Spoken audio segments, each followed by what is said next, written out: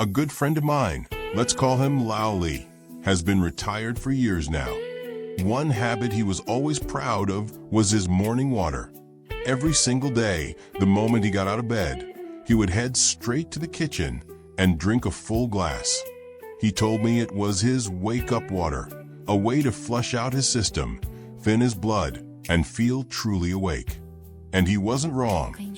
Drinking water in the morning is a good thing. But recently, Lao Li mentioned something that made him uneasy.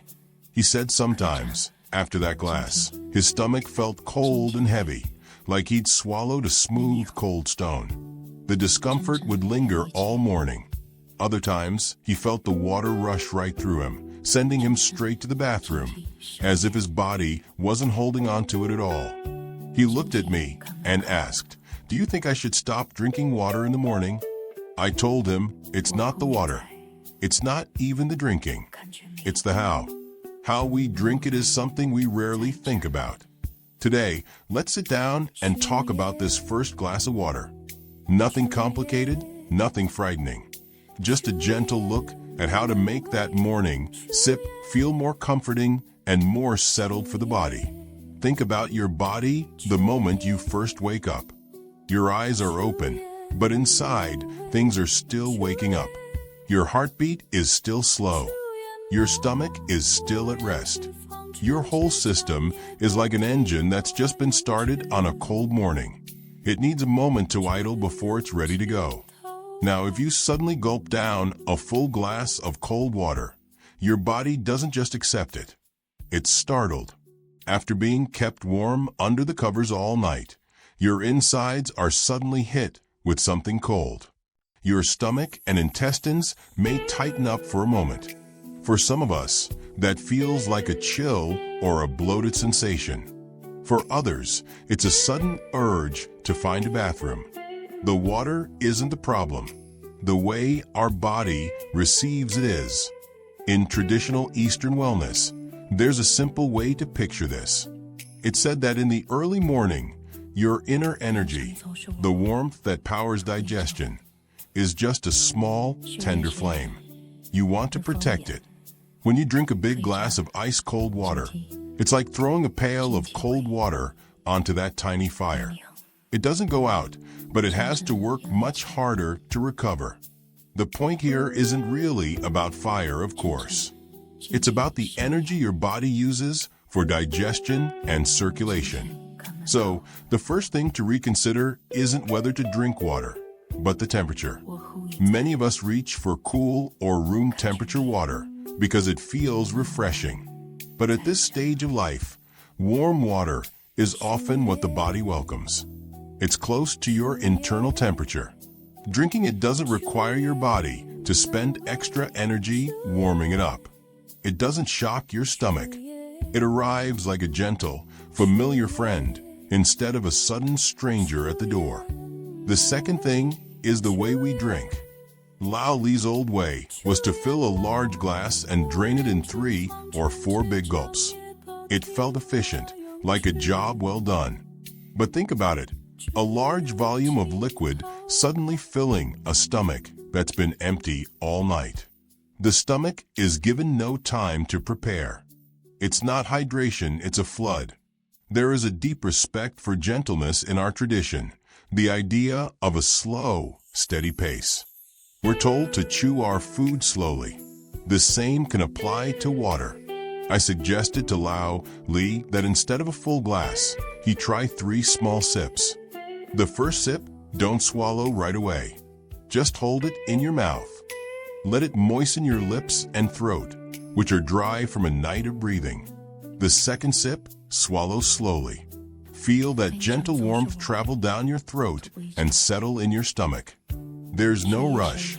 The third sip, let it go down just as slowly, almost like a quiet signal to your stomach, a gentle message saying, it's time to start the day. 3 small sips. You're not trying to get full. You're just moistening and warming things up. Then you pause. You can go brush your teeth, wash your face, and let your body catch up with the signal you just sent it. You can drink more to meet your daily needs later, once you're fully moving. You may find that by shifting from one big gulp to a few small, slow sips, that heavy, cold, or bloated feeling in your stomach eases a lot. Now, the third matter is what we put in the water. Some of us have heard that a little salt water in the morning cleanses the system, or that honey water can help with digestion. Let's set aside whether these have merit for a moment, and think of one simple truth. When your body first wakes up, the cleanest, simplest thing is often best. Salt water is, at its core, salty. Many of us are already managing our blood pressure or have been told by a doctor to watch our salt intake.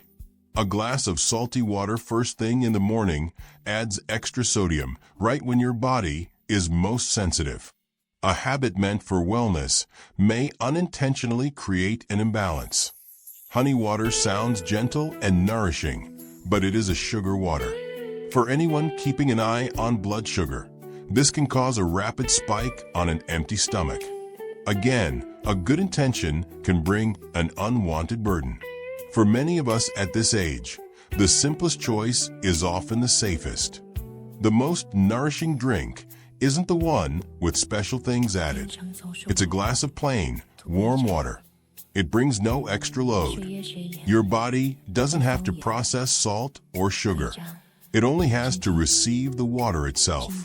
This is the gentle balance at the heart of the tradition. Nothing too much, nothing too little, just right. There's one more small thing: brushing your teeth. I have a personal habit.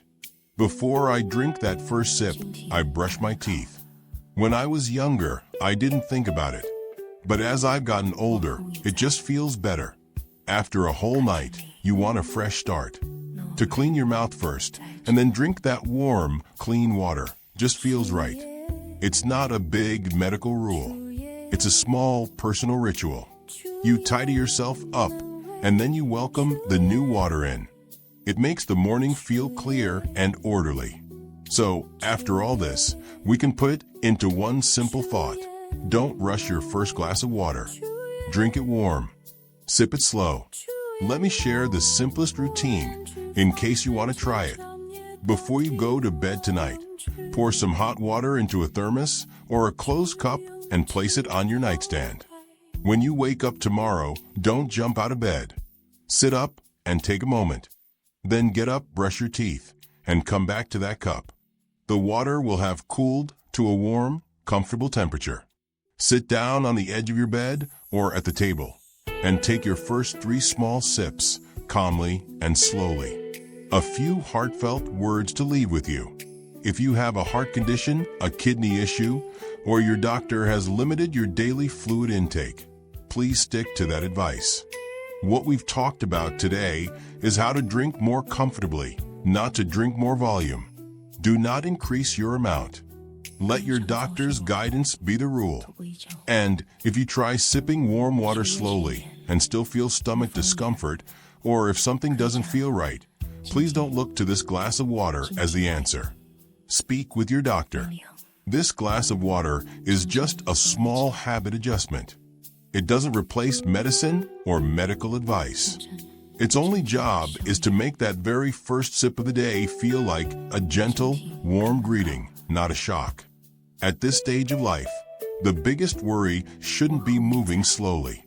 It's the harm that can come from rushing and searching for a quick fix. Wellness isn't a strong medicine or a magical elixir. It's a quiet conversation with your own body. A gentle message that says, you just woke up.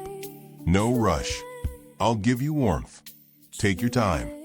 When you get this glass of water right, it stops being a task. It becomes a soft, warm good morning between you and your body. Steady and gentle. That's what really matters.